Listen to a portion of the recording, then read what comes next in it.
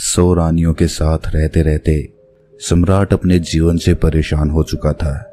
उसे अपनी युवावस्था के वो दिन याद हो आए जब उसके मन में स्त्रियों के प्रति कोई आकर्षण नहीं था, जब उसे काम शक्ति और काम वासना के बारे में पता तक नहीं था। उस समय को याद करके राजा की आंखों में आंसू आ गए। कितना ऊर्जावान, कितना जोशीला और कितना ताजगी से भरा हुआ रहा करता था वो। और आज वो सम्राट बूढ़ा हो चुका था, लेकिन बूढ़ा होने के बाद भी वो अपनी कामवासना से छुटकारा नहीं पा सका था। यूं तो उसने हजारों युद्ध जीते थे, लेकिन अपने मन पर वो आज तक विजय प्राप्त नहीं कर पाया था। अपनी कामवासना के सामने उसने अपने घुटने टेक दिए थे। अब तो सम्राट को चिंता होने लगी थी, क्योंकि वो बूढ़ा हो चुका था और किसी भी वक्त उसकी मृत्यु हो सकती थी।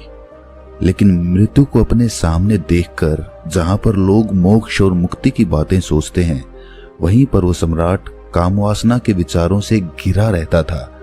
100 रानियां थी उसकी, एक से बढ़कर एक हसीन, और हर रानी के साथ उसने बच्चे भी पैदा किए थे। इतना काम भोगने के बाद भी उसका मन छटपटाता क्यों है? क्यों उसमें अब भी अश्लील विचार आते रहते हैं? सम्राट सोच में पड़ गया कि क्या मरने के बाद भी ये कामवासना का बोझ मैं अपने साथ लेकर यहां से जाऊंगा? सम्राट आत्मा के सिद्धांत को मानने वाला था, इसीलिए उसने सोचा कि अगर मैंने अपनी कामवासना से अभी छुटकारा नहीं पाया तो मेरी आत्मा ना जाने कब तक यूं ही भटकती रहेगी। मुझे अपनी आत्मा को मुक्त करने के लिए इन कामवासना के विचारों को यहीं पर छोड़ देना होगा। सम्राट दिन रात इसी चिंता में डूबा रहता था कि किस प्रकार मैं अपनी कामवासना से छुटकारा पा सकता हूं। और इसीलिए एक दिन उसने अपने राजमहल में सभी विद्वानों की एक सभा बुलाई। स्वाभाविक रूप से सभा में चर्चा का विषय कामवासना ही रखा गया था। सम्राट ने अपने मंत्री से पूरे नगर में घोषणा करवा दी थी कि जो भी विद्वान राजा के मन को संतुष्ट कर पाएगा वो पूरे जीवन काल के लिए राजा का सलाहकार बनकर रहेगा। इसीलिए नगर के सारे विद्वानों में एक होड़ लग गई थी। मंत्रिमंडल के द्वारा तय किए गए दिन नगर के सारे विद्वान राजमहल में पहुंच गए। कोई अपने हाथ में वेद लिए हुए था तो किसी के हाथ में उपनिषद थे। ज्यादातर विद्वान राजा को वेद और उपनिषदों के माध्यम से संतुष्ट करना चाहते थे। सभा में तर्क वितर्क शुरू हुए। सम्राट ने सबसे पहला सवाल पूछा कि ब्रह्मचर्य का असली मतलब क्या होता है। कुछ विद्वानों ने जवाब दिया कि जिस इंसान ने अपने जीवन में कभी भोग नहीं किया होता वही असली ब्रह्मचारी होता है। दूसरे विद्वानों ने इस बात का विरोध करते हुए बताया कि हो सकता है किसी इंसान ने भोग किया हो, लेकिन वर्तमान में अगर वो भोग का त्याग कर चुका है तो वो भी ब्रह्मचारी ही कहलाता है। और वास्तविकता में वही ब्रह्मचारी होता है जो भोग करने के बाद उसका त्याग कर देता है, वही ब्रह्मचारी कहलाता है। सम्राट को किसी विद्वान के उत्तर से संतुष्टि नहीं हो रही थी और इधर विद्वान आपस में तर्क वितर्क करने पर लगे हुए थे। कुछ ही देर में वहां पर एक बहुत ही अनूठा विद्वान पहुंचा। वो अपने साथ बेहद खूबसूरत 2 युवतियों को लिए हुए था। उस विद्वान ने वहां पहुंचते ही पहले तो देरी से आने के लिए सम्राट से क्षमा मांगी। उसको देखकर बाकी के सब विद्वान हंसने लगे। एक विद्वान ने सभा में खड़े होकर कहा कि जो इंसान खुद काम वासना से ग्रस्त हो वो दूसरे को काम वासना से छुटकारा कैसे दिला सकता है। इस पर इस विद्वान ने मुस्कुराते हुए उससे पूछा कि तुम्हें ऐसा क्यों लगता है कि मैं काम वासना से ग्रस्त हूं? उस विद्वान ने कहा कि तुम हमें अंधा समझते हो, क्या हमें बेवकूफ समझते हो? तुम यहाँ राजमहल में 2 युवतियों के साथ प्रवेश कर रहे हो, इसका मतलब क्या होता है? इसका अर्थ तो सीधा सीधा यही है कि तुम एक काम वासना से ग्रस्त आदमी हो। क्या मैं गलत कह रहा हूं? उस विद्वान ने मुस्कुराते हुए जवाब दिया कि महाशय, जिन युवतियों की तुम बात कर रहे हो वो दोनों मेरी बहनें हैं और वो भी मेरी ही तरह कामवासना की गहरी समझ रखती हैं। इस विद्वान ने सम्राट को संबोधित करते हुए कहा कि हे राजन, असली ब्रह्मचारी वही होता है जिसकी नजरों में एक पुरुष और एक महिला का अंतर हट गया हो। जब किसी इंसान की काम वासना खत्म हो जाती है, जो पूर्ण रूप से ब्रह्मचारी हो जाता है, उसके लिए सभी का शरीर एक इंसान का शरीर होता है। उसके अंदर किसी महिला को देखकर काम वासना के विचार उठना तो दूर, वो तो भेद भी नहीं कर पाएगा कि ये एक महिला है। उस ब्रह्मचारी के लिए हर एक जीवात्मा एक प्रकार की होती है। शारीरिक रूप से वो उनमें कभी भी भेद नहीं करेगा। उस विद्वान ने आगे बताया कि जो भी विद्वान यहाँ सभा में उपस्थित हैं, उन सभी को मेरे साथ ये 2 युवतियां दिखी। तो ये तो स्पष्ट हो गया कि यहाँ पर कोई भी असली ब्रह्मचारी का मतलब या अर्थ नहीं समझता है। सम्राट को ये विद्वान बड़ा ही अनूठा लगा। उसने ना तो कोई वेद पढ़े, ना कोई उपनिषद का ज्ञान दिया। वो तो वही बता रहा था जो स्वाभाविक रूप से आदमी की समझ में आता है। इसीलिए सम्राट ने प्रभावित होकर अगला सवाल पूछा कि आखिर एक इंसान को ब्रह्मचर्य का पालन करने की क्या जरूरत है? जब वो भोग करके जीवन का आनंद उठा सकता है, तो वो क्यों ब्रह्मचर्य का पालन करे? इस पर उस विद्वान ने सम्राट से एक सवाल किया। उसने पूछा कि सम्राट, मुझे एक बात बताओ कि एक पेड़ ज्यादा ताकतवर होता है या फिर एक बीज? सम्राट ने उत्तर दिया कि एक पेड़ एक बीज से ही तो जन्म लेता है, तो इस प्रकार तो एक बीज एक पेड़ से ज्यादा ताकतवर हुआ। विद्वान ने बताया कि सम्राट, उसी प्रकार हमारे शरीर में भी काम शक्ति रूपी बहुत सारे बीज होते हैं। उनमें असीम ऊर्जा होती है जो हमारे लिए आनंद का स्रोत पैदा करती हैं। लेकिन काम वासना में ग्रस्त होकर हम अपने काम शक्ति रूपी बीजों को यूं ही नष्ट करते रहते हैं, बर्बाद करते रहते हैं। और उन बीजों के नष्ट हो जाने के कारण एक आदमी ढीला, आलस्य से भरा हुआ, हमेशा थका थका सा रहता है। याद रखना, हमारे भोजन से हमारा रक्त बनता है, रक्त से हमारा मांस, हमारी हड्डी और आखिर में काम शक्ति रूपी बीज बनते हैं, जो कि बहुत ही कम मात्रा में होते हैं। इसीलिए अपने मन में उठने वाली काम वासना के लिए उन बीजों को नष्ट करना कहीं से भी तार्किक नहीं है। ब्रह्मचर्य का पालन करने से उन बीजों की शक्ति हमारे आंतरिक स्वरूप में समा जाती है, जो हमारे चेहरे पर तेज पैदा करती है, हमारे शरीर को बीमारियों से बचाती है। और यही काम शक्ति रूपी बीज जब ध्यान के माध्यम से ऊर्जा में परिवर्तित कर दिए जाते हैं, तो यही आनंद का स्रोत बन जाते हैं।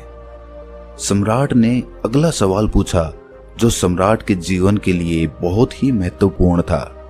सम्राट ने पूछा कि काम वासना से छुटकारा किस प्रकार पाया जाए। विद्वान ने उत्तर दिया कि हे सम्राट, जो बुद्धिमान होता है वो ये जानता है कि काम वासना रूपी कुएं का पानी जो जितना ज्यादा पिएगा उतनी ही ज्यादा प्यास उसे लगेगी, उसकी प्यास कभी नहीं बुझेगी। इसीलिए या तो वो कभी इस काम वासना रूपी कुएं का पानी पीता ही नहीं, और अगर ग्रस्त जीवन होने के कारण मजबूरीवश उसे कभी इस कुएं का पानी पीना भी पड़ जाता है, तो वो सिर्फ एक कुएं का पानी पीता है।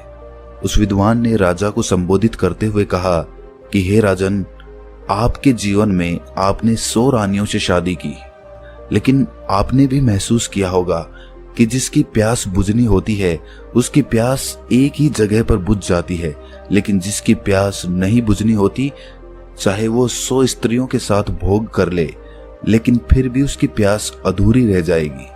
विद्वान ने सभी को समझाते हुए आगे कहना शुरू किया कि अगर आपके जीवन का लक्ष्य स्पष्ट नहीं है, तो आप सभी नाना प्रकार की भोग की वस्तुओं में गिर जाएंगे। लेकिन वहीं पर अगर आपका लक्ष्य स्पष्ट है, तो आप अपना पूरा ध्यान अपने लक्ष्य को पूरा करने में लगाएंगे, ना कि भोग करने में।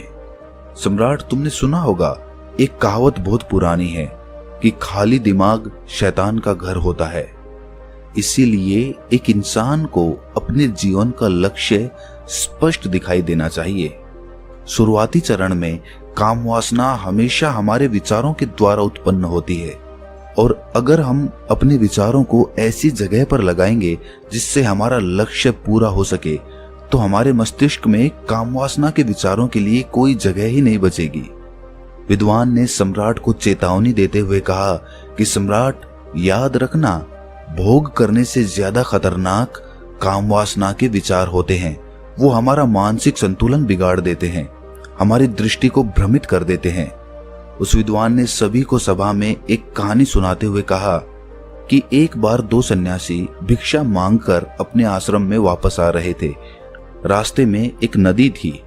उनका आश्रम नदी के उस पार था, इसीलिए उन्हें नदी पार करके जाना होता था।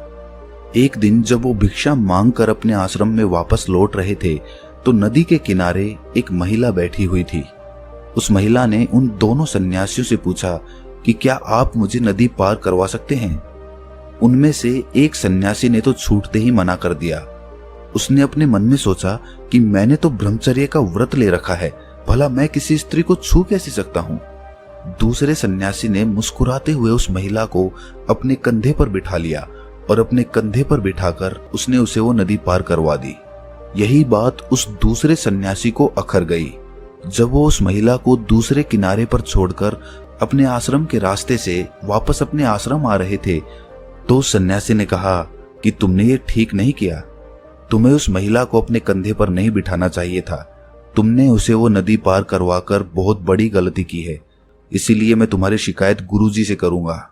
उस सन्यासी ने हंसते हुए कहा कि मैं तो उस महिला को कभी का अपने कंधे से उतार चुका हूं, लेकिन शायद तुम उसे अपने दिमाग में से अभी तक नहीं उतार पाए हो।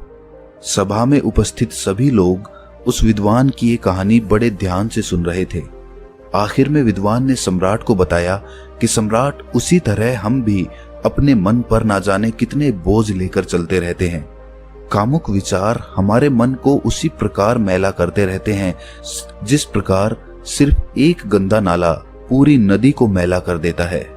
अगर तुम जीवन में आनंद चाहते हो, ऊर्जा से भरा हुआ महसूस करना चाहते हो, तो अपने मन के लिए पवित्र विचारों का रास्ता बनाओ। उस विद्वान ने आखिर में सबसे महत्वपूर्ण सीख बताते हुए कहा कि जीवन में अगर किसी भी वस्तु का होशपूर्वक भोग किया जाए तो मन उसकी अनित्यता समझ लेता है।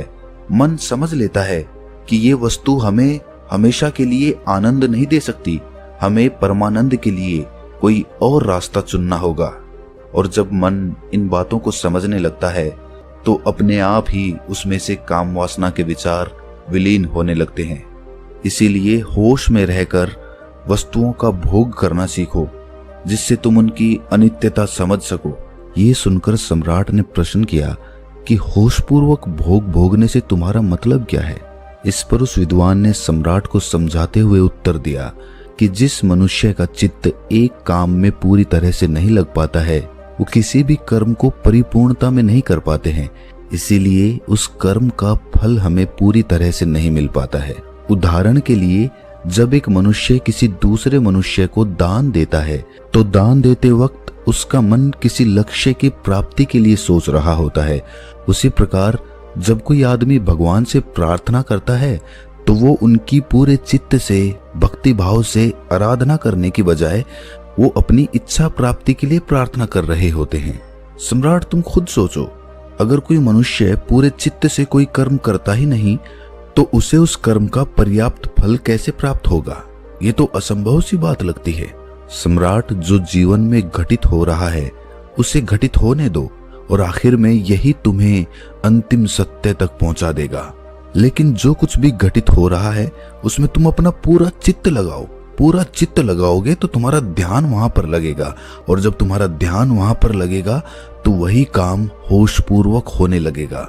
जागते हुए कोई कर्म करने से बाद में पश्चाताप हो ही नहीं सकता। पश्चाताप तभी होता है जब हम सोए सोए कोई काम करते हैं। और उसी प्रकार हम सोए सोए ही सोचते रहते हैं कि हमें काम वासना से छुटकारा पाना है, लेकिन ये सब संकल्प आदमी सोते सोते ही लेता है। जागृत अवस्था में संकल्प लेने की जरूरत ही नहीं पड़ती, क्योंकि खुली आंखों से जागते हुए कोई मनुष्य गलती कर ही नहीं सकता।